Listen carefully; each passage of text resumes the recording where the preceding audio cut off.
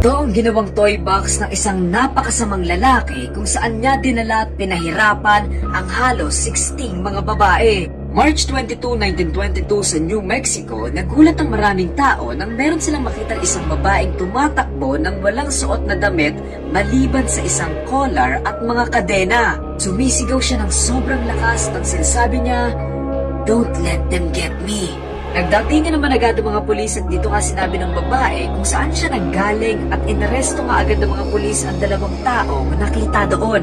Pero mas magugulat pa yung mga pulis dahil sa lalim ng kasamaan na malalaman nila na babaligtad sa sikmura nila. Etong lalaki na to ay si David Ray Parker, 62 years old.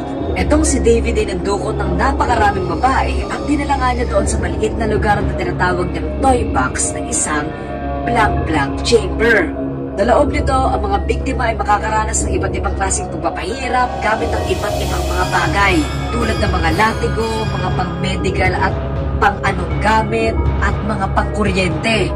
March 19, 1999, si Cynthia Vigil, 22 years old, ay dinukot mula sa isang parking lot ng isang lalaking nagpapanggap na polis at ito nga si David. Dinala ni David si Cynthia sa toy box niya kung saan dito nga na siya kinadena, pinagsamantalahan at pinahirapan katulong yung girlfriend niya. Oo, may girlfriend siyang kasabwat at ito nga si Cindy Hendy, 37 years old. Bago niya pahirapan yung mga biktima niya, nag-play muna siya ng isang cassette tape na nagsasabi kung ano yung mga masasama niyang gagawin. March 22, 1999, umalis si Ray para pumasok sa trabaho at dito nga naiwan si Cynthia at si Cindy ng magkasama. Pagkagising ni Cynthia, nagulat siya nang mapansin niyang yung susi sa mga kadena niya ay malapit lang sa kanya. Dito na nga sinimulang tumakas si Cynthia pero nakita siya ni Cindy. Sinubukan siyang hulihin ni Cindy pero gamit ang ice pick, tinusok ni Cynthia si Cindy sa may leeg. Dito na nga tumakbo ng sobrang bilis si Cynthia palabas doon sa may bahay at humingi ng tulong kahit nga wala siyang suot maliban doon sa may collar at mga kadena nakakabit pa rin sa kanya. Nahingi naman siya agad ng mga tulong at dito na nga nagdatingan yung mga pulis at inaresto sina Ray at Cindy. Pinasok ng mga pulis ang toy box na ginawa nila Ray at Cindy at dito na nga sila magugulat sa mga makikita nila. Loob ng toy box, meron ditong lamesa or upuan na nahahawag sa mga ginagamit sa mga ospital or clinic. Specifically, yung mga ginagamit ng mga gynecologist na ginagamit ni Ray para pagsamantalahan ang mga biktima niya. Nagkabit din siya ng mga malalaking salamin sa may taas para maipakita niya at mapanood sa mga biktima niya ang ginagawa niya sa kanila. Mas nanlumo pa nga yung mga pulis nang makita nila yung mga ginagamit nila Roy at Cindy sa pagpapahirap. Tulad ng mga latigo, kadena, mga straps at mga gamit pampabuka ng mga binte. May mga nakita rin silang patalim na ginagamit sa ospital, mga lagare at mga gamit pang-aliw. Meron ding isang box na nakita at ito pala ay ginagamit ni Ray kung saan pinapasok niya yung ulo ng mga biktima niya habang binababoy niya sila. Tunayan ng mga pulis na maraming biktima sila Ray dahil sa daan-daang mga damit, mga jewelries at mga gamit ng mga iba't ibang mga babae. Mas malala pa dito, meron din silang koleksyon ng mga videotapes ng mga masasamang ginagawa nila.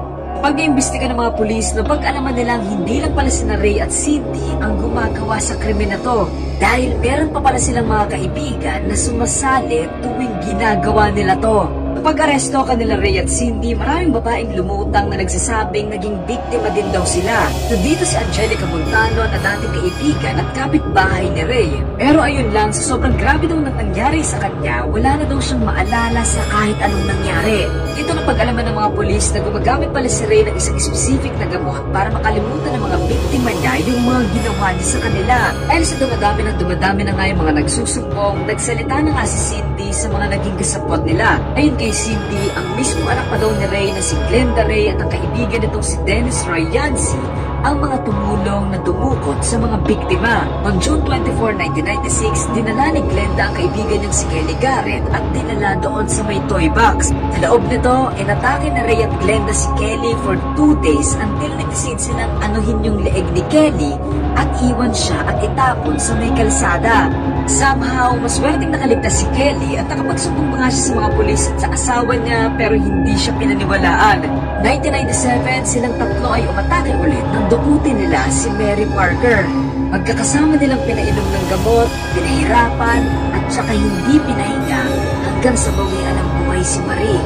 Ilan lang to sa mga kasong lumutang ng mahuli sina Ray at Cindy. Matagal din itong pinag-usapan sa korte but eventually in 2001, nahatulan ng panghabang buhay na pagkakakulong si Ray na aabot sa 224 years. Pero ayun lang, hindi nakulong ng matagal si Ray dahil on May 28, 2002, inatake siya sa puso at pinawian ng buhay sa edad na 62. Si Cindy naman ay makukulong for 36 years habang si Glenda ay makukulong lang for 9 years. Ang nakakagalit pa dito, si Glenda at Cindy ay matagal nang nakalaya. Sa ngayon, tuloy-tuloy pa rin ang investigasyon kung sino nga ba yung mga biktima, saan sila napunta, at sino pa yung ibang mga kasabwat nila Ray at Cindy.